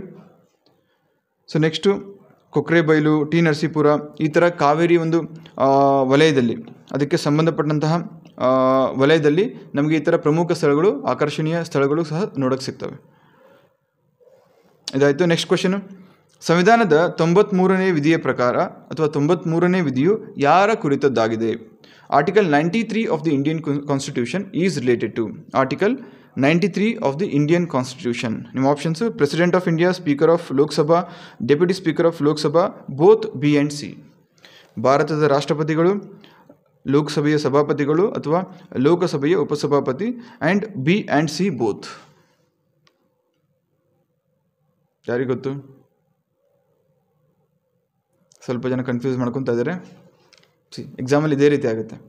ಓದಿರ್ತೀರ, ಬಟ್ ಆ ಎಕ್ಸಾಮ್ ಸ್ಟ್ರೆಸ್ಸಲ್ಲಿ, ಆ ಟೆನ್ಷನಲ್ಲಿ ಒಂದು ಆ ಕಡೆ ಈ ಕಡೆ ಆಗೋಗ್ಬಿಡುತ್ತೆ. ರೈಟ್. ಸೊ ಈ ರೀತಿ ಆಗಬಾರ್ದು. Right answer is both B and C. Article 93 ಭಾರತದ ಲೋಕಸಭೆಯ ಸ್ಪೀಕರ್ ಮತ್ತು ಡೆಪ್ಯೂಟಿ ಸ್ಪೀಕರ್ ಇಬ್ಬರ ಕುರಿತಂತೆ ಅವರ ಅಪಾಯಿಂಟ್ಮೆಂಟ್ ಬಗ್ಗೆ ಹೇಳುತ್ತೆ. ಸೊ ಇದನ್ನು ಯಾಕೆ ಕ್ವಶನ್ ಫ್ರೇಮ್ ಮಾಡಿದೆ ನಾನು? ಕರ್ನಾಟಕಕ್ಕೆ ಸದ್ಯಕ್ಕೆ ವಿಧಾನ ಪರಿಷತ್ಗೆ ಸಭಾಪತಿ ಇಲ್ಲ. ಸೊ ಸಭಾಪತಿ, ಉಪಸಭಾಪತಿ ಮುಂದಿನ ವಾರದೊಳಗೆ ಒಂದು ಚುನಾವಣೆ ಮುಖಾಂತರ ಆಯ್ಕೆ ಮಾಡಬೇಕು ಅಂತ ಸರ್ಕಾರ ಡಿಸೈಡ್ ಮಾಡಿದೆ. ಸೊ ಹಾಗಾಗಿ ಈ ಒಂದು ಕಾನ್ಸೆಪ್ಟ್ ಅಡಿಯಲ್ಲಿ, ಈ ಒಂದು ಕಾಂಟೆಕ್ಸ್ಟಲ್ಲಿ ಈ ಕ್ವಶನ್ನ ಫ್ರೇಮ್ ಮಾಡಿದ್ದೀನಿ. ಆರ್ಟಿಕಲ್ 93 ಎಲ್ರಿಗೂ ನೆನಪಿರಬೇಕು. ರೈಟ್. ಓಕೆ. ನೆಕ್ಸ್ಟ್, ಕೇಂದ್ರ ಮಾಹಿತಿ ಆಯೋಗ ಇದು ಸ್ಥಾಪನೆಯಾದ ವರ್ಷ. Central information commission was established in. ನಿಮ್ಮ ಆಪ್ಷನ್ಸು 2005, 2010, 2012 ಆ್ಯಂಡ್ 2020. 2005, 2010, 2012, 2020. ಯಾವ್ದು ಸರಿ ಅನಿಸುತ್ತೆ? Right answer central information commission, ಕೇಂದ್ರ ಮಾಹಿತಿ ಆಯೋಗ. ಕರೆಕ್ಟ್. ಇದು ಸೆಂಟ್ರಲ್ ಇನ್ಫಾರ್ಮೇಷನ್ ಕಮಿಷನ್ ಎಸ್ಟಾಬ್ಲಿಷ್ ಆದಂಥ ವರ್ಷ 2005. ಸೊ ಕೇಂದ್ರ ಮಾಹಿತಿ ಆಯೋಗ 2005ರಲ್ಲಿ ಮಾಹಿತಿ ಹಕ್ಕು ಕಾಯ್ದೆ ಅಂತ ಬಂತು 2005ರಲ್ಲಿ. So right to information act, right to information, ಕೇಂದ್ರ ಮಾಹಿತಿ ಹಕ್ಕು ಕಾಯ್ದೆ 2005ರಲ್ಲಿ ಪಾಸ್ ಆಯಿತು. ಅದರ ಆಧಾರದಲ್ಲಿ ಅಥವಾ ಅದರ ಪ್ರೊವಿಷನ್ಸ್ ಅಡಿಯಲ್ಲಿ ಸೆಂಟ್ರಲ್ ಇನ್ಫಾರ್ಮೇಷನ್ ಕಮಿಷನ್ ಮತ್ತು ಸ್ಟೇಟ್ ಇನ್ಫಾರ್ಮೇಷನ್ ಕಮಿಷನ್ಸ್ನ ಎಸ್ಟಾಬ್ಲಿಷ್ ಮಾಡಬೇಕು ಅಂತ ಒಂದು ಪ್ರೊವಿಷನ್ ಇತ್ತು. ಅದರ ಆಧಾರದ ಮೇಲೇ ಸೆಂಟ್ರಲ್ ಇನ್ಫಾರ್ಮೇಷನ್ ಕಮಿಷನ್ನು ಸಹ 2005ರಲ್ಲಿ ಎಸ್ಟಾಬ್ಲಿಷ್ ಮಾಡಲಾಯಿತು. ರೈಟ್. 2 ಪಾಯಿಂಟ್ಸ್ ಬಂತು. ಒಂದು, ಮಾಹಿತಿ ಹಕ್ಕು ಕಾಯ್ದೆ ಯಾವ ವರ್ಷದಲ್ಲಿ ಪಾಸ್ ಆಯಿತು ಅಂದರೆ 2005ರಲ್ಲಿ. ರೈಟ್ ಟು ಇನ್ಫಾರ್ಮೇಷನ್ ಪಾಸ್ ಆಗಿದ್ದು 2005ಯಲ್ಲಿ. ನೆಕ್ಸ್ಟು ಇದರ ಅಡಿಯಲ್ಲಿ ಸೆಂಟ್ರಲ್ ಇನ್ಫಾರ್ಮೇಷನ್ ಕಮಿಷನ್ ಸಹ 2005ರಲ್ಲೇ ಎಸ್ಟಾಬ್ಲಿಷ್ ಆಯಿತು. ಇದರ ಸದಸ್ಯರು ಯಾರಿರ್ತಾರೆ? ಮುಖ್ಯ ಮಾಹಿತಿ ಆಯುಕ್ತರು ಇರ್ತಾರೆ, ಚೀಫ್ ಇನ್ಫಾರ್ಮೇಷನ್ ಕಮಿಷನ್ ಇರ್ತಾರೆ, ಜೊತೆಗೆ ಮ್ಯಾಕ್ಸಿಮಮ್ 10 ಇನ್ಫಾರ್ಮೇಷನ್ ಕಮಿಷನರ್ಸ್ ಇರ್ತಾರೆ. ಮುಖ್ಯ ಮಾಹಿತಿ ಆಯುಕ್ತರು, ಚೀಫ್ ಇನ್ಫಾರ್ಮೇಷನ್ ಕಮಿಷನರು, ಜೊತೆಗೆ ಮಾಹಿತಿ ಆಯುಕ್ತರು ಎಷ್ಟು ಜನ ಇರ್ತಾರೆ? 10 ಮೀರಬಾರ್ದು. ಮ್ಯಾಕ್ಸಿಮಮ್ 10, 10ಕ್ಕಿಂತ ಕಮ್ಮಿ ಇದ್ದರೆ ನಡೆಯುತ್ತೆ, ಬಟ್ 10ನ್ನು ಮೀರಬಾರ್ದು. ಇವ್ರನ್ನ ಆಯ್ಕೆ ಹೇಗೆ ಮಾಡಲಾಗುತ್ತೆ? ಇವರನ್ನು ಆಯ್ಕೆ ಮಾಡಲು ಒಂದು ಸಮಿತಿ ಇರುತ್ತೆ. ಆ ಸಮಿತಿಯ ಶಿಫಾರಸ್ಸಿನ ಮೇರೆಗೆ ರಾಷ್ಟ್ರಪತಿಗಳು, ಸೆಂಟ್ರಲ್ ಇನ್ಫಾರ್ಮೇಷನ್ ಕಮಿಷನರು ಮತ್ತು ಇನ್ಫಾರ್ಮೇಷನ್ ಕಮಿಷನರ್ಸ್ನ ಯಾರು ಅಪಾಯಿಂಟ್ ಮಾಡ್ತಾರೆ ಅಂತ ಕೇಳ್ಬೋದು. ಸಿಂಪಲ್ ಆಗಿ ಉತ್ತರ, ರಾಷ್ಟ್ರಪತಿಗಳು ಆಯ್ಕೆ ಮಾಡ್ತಾರೆ. ಶಿಫಾರಸ್ ಮಾಡೋ ಸಮಿತಿನೇ, ಬಟ್ ಆಯ್ಕೆ ಮಾಡೋದು ಅಲ್ಟಿಮೇಟ್ಲಿ ಯಾರು? ಪ್ರೆಸಿಡೆಂಟ್ ಆಫ್ ಇಂಡಿಯಾ, ಭಾರತದ ರಾಷ್ಟ್ರಪತಿಗಳು. ಕನ್ಫ್ಯೂಸ್ ಆಗಬಾರ್ದು. ಈ ಶಿಫಾರಸ್ ಮಾಡುವಂಥ ಸಮಿತಿ ಇದೆಯಲ್ಲ, ಅದರಲ್ಲಿ ಯಾರು ಇರ್ತಾರೆ? ಆಯ್ಕೆ ಸಮಿತಿ ಅಂತ ಕರಿತೀವಿ. ಆ ಸಮಿತಿಯಲ್ಲಿ ಪ್ರಧಾನಮಂತ್ರಿ ಇರ್ತಾರೆ, ಪ್ರಧಾನಮಂತ್ರಿ ಅಧ್ಯಕ್ಷರಾಗಿರ್ತಾರೆ. ಲೋಕಸಭೆಯಲ್ಲಿ ಏಕೈಕ ಅತಿ ದೊಡ್ಡ ವಿರೋಧ ಪಕ್ಷ, ಲೀಡರ್ ಆಫ್ ಅಪೋಸಿಷನ್ ಅಂತ ಕರಿತೀವಿ, ಆ ವಿರೋಧ ಪಕ್ಷದ ನಾಯಕರು ಇರ್ತಾರೆ. ಮತ್ತು ಪ್ರಧಾನಮಂತ್ರಿಯಿಂದ ನಾಮ ನಿರ್ದೇಶನಗೊಂಡ, ಪ್ರಧಾನಮಂತ್ರಿ ನಾಮಿನೇಟ್ ಮಾಡಿದಂತಹ ಒಬ್ಬ ಕೇಂದ್ರ ಕ್ಯಾಬಿನೆಟ್ ಸಚಿವರು. ಸೊ ಟೋಟಲ್ ಆಗಿ ಈ ಸಮಿತಿ, ಆಯ್ಕೆ ಸಮಿತಿ ಏನಿದೆ, ಈ ಸಮಿತಿಯಲ್ಲಿ 3 ಜನರು ಇರ್ತಾರೆ. ಅದರ ಅಧ್ಯಕ್ಷರು ಪ್ರಧಾನಮಂತ್ರಿ ಆಗಿರ್ತಾರೆ, ಜೊತೆಗೆ ಲೀಡರ್ ಆಫ್ ಅಪೋಸಿಷನ್ ಇರ್ತಾರೆ, ಜೊತೆಗೆ ಪ್ರಧಾನಮಂತ್ರಿ ನಾಮಿನೇಟ್ ಮಾಡುವಂಥ ಒಬ್ಬ ಕೇಂದ್ರ ಕ್ಯಾಬಿನೆಟ್ ಮಿನಿಸ್ಟರ್ ಆಗಿರ್ತಾರೆ. ಸೊ ಇವರು ಎಲ್ಲರೂ ಸೇರಿ ಈ ಒಂದು ಸಮಿತಿಯನ್ನು ಫಾರ್ಮ್ ಮಾಡ್ತಾರೆ, ಆಯ್ಕೆ ಸಮಿತಿ ಅಂತ ಕರಿತೀವಿ. ಈ ಆಯ್ಕೆ ಸಮಿತಿಯ ಆಧಾರದ ಮೇಲೆ, ಇದರ ಶಿಫಾರಸಿನ ಆಧಾರದ ಮೇಲೆ ಒನ್ಸ್ ಅಗೇನ್ ಅಪಾಯಿಂಟ್ ಮಾಡೋದು ಯಾರು? ರಾಷ್ಟ್ರಪತಿಗಳು. ನೆನಪಿರಲಿ. ನೆಕ್ಸ್ಟು ಅಧಿಕಾರಾವಧಿ ಮ್ಯಾಕ್ಸಿಮಮ್ 65 ವರ್ಷ. 63ಕ್ಕೆ ಅಪಾಯಿಂಟ್ ಆಗಲಿ, 64ಕ್ಕೆ ಅಪಾಯಿಂಟ್ ಆಗಲಿ, 65 ವರ್ಷ ತುಂಬಿದ್ರೆ ಮುಗಿತವೆ ಟರ್ಮು. ಅದರ ಜೊತೆಗೆ ಕೇಂದ್ರ ಸರ್ಕಾರ ನಿಗದಿಪಡಿಸುವಂಥ ಟರ್ಮು, ಕೇಂದ್ರ ಸರ್ಕಾರ 4 ವರ್ಷ ನಿಗದಿಪಡಿಸಿದ್ರೆ ಅವರು 60ನೇ ವಯಸ್ಸಿಗೆ ಅಪಾಯಿಂಟ್ ಆಗಿ ಸೆಲೆಕ್ಷನ್ ಆದರೆ 64ಕ್ಕೆ ರಿಟೈರ್ಡ್ ಆಗಬೇಕು. ಇನ್ನೂ 1 ವರ್ಷ ಏಜ್ ಇದ್ದರೂ ಸಹ ಟರ್ಮು ಕೇಂದ್ರ ಸರ್ಕಾರ 4 ವರ್ಷ ಅಂತ ಹೇಳಿದರೆ ಇಷ್ಟಕ್ಕೆ ಮುಗಿಬೇಕು. ಸೊ ಹಾಗಾಗಿ ಮ್ಯಾಕ್ಸಿಮಮ್ ಏಜ್ 65 ಇದೆ. ಅದ್ರ ಜೊತೆಗೆ ಕೇಂದ್ರ ಸರ್ಕಾರ ನಿಗದಿಪಡಿಸಿದಂತೆ ಅಷ್ಟು ವರ್ಷಗಳ ಕಾಲ ಅವರು ಕೆಲಸ ಮಾಡ್ತಾರೆ. ಇನ್ನೊಂದು ಇಂಪಾರ್ಟೆಂಟ್ ಪಾಯಿಂಟು, ಆಯೋಗದ ಸದಸ್ಯರು ಮರು ನೇಮಕಾತಿಗೆ ಅರ್ಹರಲ್ಲ. ಯಾರು ಸೆಂಟ್ರಲ್ ಇನ್ಫಾರ್ಮೇಷನ್ ಕಮಿಷನರು ಅಥವಾ ಇನ್ಫಾರ್ಮೇಷನ್ ಕಮಿಷನರ್ ಆಗಿ ಕೆಲಸ ಮಾಡ್ತಾರೆ, ಅವರು ಅದೇ ಪೋಸ್ಟ್ಗೆ ಮರು ಆಯ್ಕೆ ಆಗಲು ಅರ್ಹರಲ್ಲ. ಇಷ್ಟು ಮಾಹಿತಿ ಗೊತ್ತಿರಬೇಕು. ನೆಕ್ಸ್ಟು PM ಶ್ರೀನ ವಿಸ್ತಾರ ರೂಪವೇನು? ಇತ್ತೀಚೆಗೆ ಲಾಂಚ್ ಮಾಡಿದ್ರು. ಇದರ ವಿಸ್ತಾರ ರೂಪ 8th ಸೆಪ್ಟೆಂಬರ್ ಲಾಂಚ್ ಆಗಿತ್ತು ಅನ್ಕೋತೀನಿ. ಪ್ರಧಾನಮಂತ್ರಿ ಸ್ಕೂಲ್ಸ್ ಫಾರ್ ರೈಸಿಂಗ್ ಇಂಡಿಯಾ, ಪ್ರಧಾನಮಂತ್ರಿ ಸೊಸೈಟಿ ಫಾರ್ ರೈಸಿಂಗ್ ಇಂಡಿಯಾ, ಪ್ರಧಾನಮಂತ್ರಿ ಸ್ಕೀಮ್ಸ್ ಫಾರ್ ರೈಸಿಂಗ್ ಇಂಡಿಯಾ ಮೇಲಿನ ಯಾವುದೂ ಅಲ್ಲ. ಯಾವುದು ಸರಿಯಾದ ಉತ್ತರ? ಎಸ್, ವೆರಿ ಗುಡ್, ಕರೆಕ್ಟಾಗಿ ಗೊತ್ತು ಎಲ್ರಿಗೂ. Pradhan Mantri schools for rising India ಓದಿದ್ದೀರಾ ನ್ಯೂಸ್ ಪೇಪರು. ಉದ್ದೇಶ ಏನು? ದೇಶದಲ್ಲಿ ಸುಮಾರು 14,000 ಮಾಡೆಲ್ ಸ್ಕೂಲ್ಸ್ಗಳನ್ನು ಎಸ್ಟಾಬ್ಲಿಷ್ ಮಾಡ್ತಾರೆ. ಈ ಮಾಡೆಲ್ ಸ್ಕೂಲ್ಸ್ ಯಾವ ರೀತಿ ಇರುತ್ತಂದರೆ, ನ್ಯಾಷನಲ್ ಎಜುಕೇಷನ್ ಪಾಲಿಸಿ ಏನಿದೆ ಅದರ ಒಂದು ಪ್ರಿನ್ಸಿಪಲ್ಸ್ನ ಮೀಟ್ ಮಾಡುವಂತಹ ಸ್ಕೂಲ್ಗಳು. ವಿದ್ಯೆನೂ ಸಿಗುತ್ತೆ, ಸ್ಪೋರ್ಟು ಸಿಗುತ್ತೆ, ಜೊತೆಗೆ ಕೌಶಲ್ಯ ರಿಲೇಟೆಡ್ ಏನೇನು ಟ್ರೈನಿಂಗ್ ಬೇಕು ವಿದ್ಯಾರ್ಥಿಗಳಿಗೆ ಅದು ಸಹ ಕೊಡುವಂಥ ಪ್ರಯತ್ನ ಈ ಒಂದು ಯೋಜನೆಯಡಿ ಆಗುತ್ತೆ. ಸೊ ಹೆಸರು Pradhanmantri schools for rising India. SH ಅಂದರೆ ಸ್ಕೂಲ್ಸ್ ಫಾರ್, R ಅಂದರೆ ರೈಸಿಂಗ್, I ಅಂದರೆ India. Pradhanmantri schools for rising India. Right. Next ಪ್ರಶ್ನೆ, ತೀಸ್ತಾ ನದಿಯು ಯಾವ ನದಿಯ ಉಪನದಿಯಾಗಿದೆ? ಗೋದಾವರಿ, ನರ್ಮದಾ, ಬ್ರಹ್ಮಪುತ್ರ, ಗಂಗಾ. ಹಿಂಟ್ ಕೊಡ್ತೀನಿ. ಇತ್ತೀಚೆಗೆ ಬಾಂಗ್ಲಾದೇಶದಿಂದ ಪ್ರೈಮ್ ಮಿನಿಸ್ಟರ್ ಬಂದಿದ್ದರು, ಶೇಖ್ ಹಸೀನಾ ಅವರು ಭಾರತಕ್ಕೆ ಬಂದು ಭಾರತದಲ್ಲಿ ಹಲವಾರು ಅಗ್ರಿಮೆಂಟ್ಗಳನ್ನ ಸೈನ್ ಮಾಡಿ ಹೋಗಿದ್ದಾರೆ. ಸೊ ಅದರಲ್ಲಿ ಈ ತೀಸ್ತಾ ನದಿಯ ಕುರಿತಂತೂ ಒಂದು ಡಿಸ್ಕಷನ್ ಆಗಿತ್ತು. ಸೊ ಹಾಗಾಗಿ ತೀಸ್ತಾ ನದಿ ಇದು ಯಾವ ಪ್ರಮುಖ ನದಿಯ ಉಪನದಿಯಾಗಿದೆ? Yes, right answer Brahmaputra. Simple ಆಗಿ ತುಂಬ ಜನ ಗೊತ್ತಿರುತ್ತೆ. ಸೊ ಇದೇ ರೀತಿ ಜಿಯೋಗ್ರಫಿ ಬಂದಾಗ ಒಂದು ನದಿ ಅದರ ಉಪನದಿ ಕೇಳುವಂಥ ಚಾನ್ಸಸ್ ಜಾಸ್ತಿ ಇದೆ. ಪ್ರಮುಖವಾಗಿ ಎಷ್ಟು ನದಿಗಳಿದ್ದಾವೆ? ಗಂಗಾ, ಬ್ರಹ್ಮಪುತ್ರ, ಗೋದಾವರಿ, ನರ್ಮದಾ, ತಾಪಿ, ಕೃಷ್ಣ, ಕಾವೇರಿ. ಸೊ ಒಂದು 5ರಿಂದ 6 ಅಥವಾ 7 ಪ್ರಮುಖ ನದಿಗಳಿದ್ದಾವೆ. ಆ 7 ನದಿಗಳು ಗೊತ್ತಿರಬೇಕು. ಆ ನದಿಗಳ ಕುರಿತಂತೆ ಉಪನದಿಗಳನ್ನು ನೆನ್ಪಿಟ್ಕೊಳ್ಳಿಕ್ಕೆ ಟಿಪ್ಸ್ ಆ್ಯಂಡ್ ಟ್ರಿಕ್ಸ್ ಇದ್ದಾವೆ. ಈ ಟಿಪ್ಸ್ ಆ್ಯಂಡ್ ಟ್ರಿಕ್ಸ್ ಬೇಕು ಅಂದರೆ ಯಾವುದಕ್ಕೆ? ನದಿಗಳು ಮತ್ತು ಅದರ ಕುರಿತಂತೆ ಪ್ರಮುಖ ಉಪನದಿಗಳು. ಇದನ್ನು ನೆನ್ಪಿಟ್ಕೊಳ್ಳೋಕ್ಕೆ ಟಿಪ್ಸ್ ಆ್ಯಂಡ್ ಟ್ರಿಕ್ಸ್ ಇದೆ, ನಿಮೋನಿಕ್ಸ್ ಅಂತ ಕರಿತೀವಿ. ಸೊ ಯಾರಿಗಾದರೂ ಬೇಕು ಅಂದರೆ ಕೆಳಗಡೆ ಕಮೆಂಟ್ ಸೆಕ್ಷನಲ್ಲಿ ಎಸ್ ಅಂತ ಹೇಳಿ. Right, okay. ಸೊ ತೀಸ್ತಾ ನದಿ ಎಲ್ಲಿಂದ? ಭಾರತದ ವೆಸ್ಟ್ ಬೆಂಗಾಲ್ ಮೇಲೆ ಅಥವಾ ಈ ಸಿಲಿಗುರಿ ಕಾರಿಡಾರ್ ಅಂತ ಏನು ಕರಿತೀವಿ, ಸಿಲಿಗುರಿ ಕಾರಿಡಾರ್ ಇಲ್ಲಿ ಹಾದು ಹೋಗುತ್ತೆ. ಚೈನಾದಿಂದ ಬರುವಂತಹ ಬ್ರಹ್ಮಪುತ್ರ ನದಿ, ಬ್ರಹ್ಮಪುತ್ರಗೆ ಚೈನಾದಲ್ಲಿ ಅಂತಾರೆ ಸ್ಯಾಂಗ್ಪೋ ಅಂತ ಕರೀತಾರೆ. ಸೊ ಆ ಪ್ರಮುಖ ನದಿಗೆ ಜಾಯ್ನ್ ಆಗಿ ಮುಂದೆ ಬಾಂಗ್ಲಾದೇಶಲ್ಲಿ ಹರಿದು ಬೇ ಆಫ್ ಬೆಂಗಾಲ್ ಹೋಗುತ್ತೆ, ಬಂಗಾಳ ಕೊಲ್ಲಿಗೆ ಹೋಗಿ ಸೇರಿಕೊಳ್ಳುತ್ತೆ. ತೀಸ್ತಾ ನದಿ ನೆನಪಿರಲಿ. ಇದಾದಮೇಲೆ ಕ್ವಾಡ್ ಗುಂಪಿನ ಸದಸ್ಯ ರಾಷ್ಟ್ರಗಳಾವುವು? ನಿಮ್ಮ options Japan, Bharat, UK, Australia, Bharat, America, Russia, Australia, Bharat, China, America, Australia, Japan, Bharat, US ಮತ್ತು ಆಸ್ಟ್ರೇಲಿಯಾ. ಕ್ವಾಡ್ ಬೇಡ ಅಂದರೂ ವಾರಕ್ಕೆ ಒಂದ್ಸಲಿ ಆದರೂ ನ್ಯೂಸಲ್ಲಿ ಬಂದೇ ಬರುತ್ತೆ. ಸೊ ಹಾಗಾಗಿ ನೆನ್ಪಿಟ್ಕೋಬೇಕು. ಬೇಸಿಕ್ ಟು ಬೇಸಿಕ್ ಇದು. ಯಾವ್ಯಾವ ರಾಷ್ಟ್ರಗಳು, ಪ್ರಮುಖ ರಾಷ್ಟ್ರಗಳು ಈ ಗುಂಪಿನಲ್ಲಿದ್ದಾವೆ? ಎಸ್, ಇದೆಲ್ಲರಿಗೂ ಗೊತ್ತಿರುತ್ತೆ. Okay, right answer is D, Japan, India, US ಮತ್ತು ಆಸ್ಟ್ರೇಲಿಯಾ. ಈ 4 ದೇಶಗಳು ಸೇರಿಕೊಂಡು ಕ್ವಾಡ್ ಗುಂಪನ್ನು ಎಸ್ಟಾಬ್ಲಿಷ್ ಮಾಡಿದ್ದಾವೆ. ನೆಕ್ಸ್ಟು ಕುಶಿಯಾರ ನದಿ. ಈ ನದಿ ಕುರಿತಂತೆ ಇತ್ತೀಚೆಗೆ ಒಂದು ಒಪ್ಪಂದ ಆಯಿತು, ಅಗ್ರಿಮೆಂಟ್ ಆಯಿತು. ಈ ಅಗ್ರಿಮೆಂಟು ಯಾವ 2 ರಾಷ್ಟ್ರಗಳ ಮಧ್ಯೆ ಆಗಿದೆ? ಕುಶಿಯಾರ ನದಿ, ಈ ನದಿ ಕುರಿತಂತೆ ಒಂದು ಒಪ್ಪಂದ ಆಗಿದೆ. ಈ ಒಪ್ಪಂದ ಯಾವ 2 ರಾಷ್ಟ್ರಗಳ ಮಧ್ಯೆ ಆಗಿದೆ ಅಂತ ಕೇಳ್ತಾ ಇದ್ದಾರೆ. ಭಾರತ್ ಪಾಕಿಸ್ತಾನ್, ಮಯನ್ಮಾರ್ ಮತ್ತು ಭಾರತ, ಭಾರತ ಮತ್ತು ಬಾಂಗ್ಲಾದೇಶ್, ಭಾರತ ಮತ್ತು ನೇಪಾಳ್. ಎಸ್, ಗೊತ್ತು. ರೈಟ್ ಆನ್ಸರ್ ಭಾರತ ಮತ್ತು ಬಾಂಗ್ಲಾದೇಶ್. ಸೊ ಶೇಖ್ ಹಸೀನಾ ಅವರು ಬಂದಾಗೆ ಈ ಅಗ್ರಿಮೆಂಟ್ ಸೈನ್ ಮಾಡಲಾಗಿದೆ. ಸೊ ಎಲ್ಲಿ ಬರುತ್ತೆ ಕುಶಿಯಾರ ನದಿ? ಇಲ್ಲಿ ಬರುತ್ತೆ. ಭಾರತ ಮತ್ತು ಬಾಂಗ್ಲಾದೇಶ್ ಮಧ್ಯೆ ಬರುವಂತಹ ನದಿ ಇದು. ಹಾಗಾಗಿ ಭಾರತ ಮತ್ತು ಬಾಂಗ್ಲಾದೇಶ್ ಮಧ್ಯೆ ಇತ್ತೀಚೆಗೆ ಸೈನ್ ಆದಂತಹ ಅಗ್ರಿಮೆಂಟು ನದಿಯ ಕುರಿತಂತೆ ಕುಶಿಯಾರ ನದಿ ಕುರಿತಂತೆ ಆಗಿದೆ. 10 ಕ್ವಶನ್ಸ್ ಆಯಿತು. 10 ಕ್ವಶನ್ಸ್ ಮಧ್ಯೆ ಇನ್ನೊಂದು 2-3 ಫ್ಯಾಕ್ಟ್ಸ್ ಹಾಕಿದ್ದೀನಿ ಇವತ್ತು ಪ್ರತಿ ಆರ್ಟಿಕಲ್ ರಿಲೇಟೆಡು. ಸೊ ಟೋಟಲ್ ಒಂದು 30 ಫ್ಯಾಕ್ಟ್ಸ್ ಆಗಿದೆ. ಬರೀ ಕೇಳಿಸ್ಕೊಂಡು ಸುಮ್ಮನೆ ಇರೋಕ್ಕೆ ಹೋಗಬೇಡಿ. ಇವತ್ತು ಕೇಳಿಸ್ಕೊಂಡಿದ್ದೀರಾ, ಇವತ್ತೇ ಮುಗ್ದೋಗ್ಬಿಡ್ಬೇಕು. ಒಂದು ಬುಕ್ ತೊಗೊಳ್ಳಿ, ಬುಕ್ ಹೇಳಿದ್ನಲ್ಲ ಕರೆಂಟ್ ಅಫೇರ್ಸ್ ಬುಕ್ಕು, ಅಲ್ಲಿ ಸೆಕ್ಷನ್ ವೈಸು ಬರ್ಕೊಂಬಿಡಿ. ಜಿಯೋಗ್ರಫಿ ಬಂದರೆ ನದಿ ಹಾಕಿ ಕುಶಿಯಾರ ನದಿ ಅಂತ ಹಾಕ್ಕೊಳ್ಳಿ. ಆಮೇಲೆ ಇಂಪಾರ್ಟೆಂಟ್ ಇನ್ಸ್ಟಿಟ್ಯೂಷನ್ಸ್ ಅಥವಾ ಸಂಸ್ಥೆಗಳು ಅಂತ ಬರ್ಕೊಂಡಿದ್ರೆ ಕ್ವಾಡ್ ಅಂತ ಬರ್ಕೊಳ್ಳಿ. ಆಮೇಲೆ ತೀಸ್ತಾ ರಿವರು ಮತ್ತು geography important places in news ಅಲ್ಲಿ ಬರ್ಕೊಳ್ಳಿ. ಅದಾದಮೇಲೆ PM ಶ್ರೀ ಯೋಜನೆಗಳು ಅಥವಾ ಸ್ಕೀಮ್ ಅಂತ ಬರ್ಕೊಂಡಿರ್ತಾರೆ, ಅಲ್ಲಿ ಇದನ್ನು PM ಶ್ರೀ ಸೇರಿಸಿ.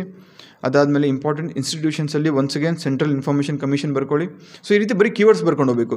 ರಿವಿಷನ್ ಬಂದಾಗ ಏನು ಮಾಡಬೇಕು? ಕಣ್ಣು ಮುಚ್ಕೊಂಡು ಸೆಂಟ್ರಲ್ ಇನ್ಫಾರ್ಮೇಷನ್ ಕಮಿಷನ್. ನಾನು ಹೇಳ್ದಂಗೆ ಪ್ರತಿ ಕ್ಲಾಸ್ ಶುರು ಮಾಡೋ ಮುಂಚೆ, ಸಂಜೆ 8 ಗಂಟೆಗೆ ಶುರು ಮಾಡೋ ಮುಂಚೆ 7:45 8 o'clockವರೆಗೂ ಒಂದು 15 ನಿಮಿಷ ಮೊನ್ನೆ ಕ್ಲಾಸ್ ಏನು ಡಿಸ್ಕಷನ್ ಆಗಿರುತ್ತೆ ಕ್ವಿಕ್ಕಾಗಿ ರಿವಿಷನ್ ಮಾಡ್ಕೊಂಬಿಡಿ.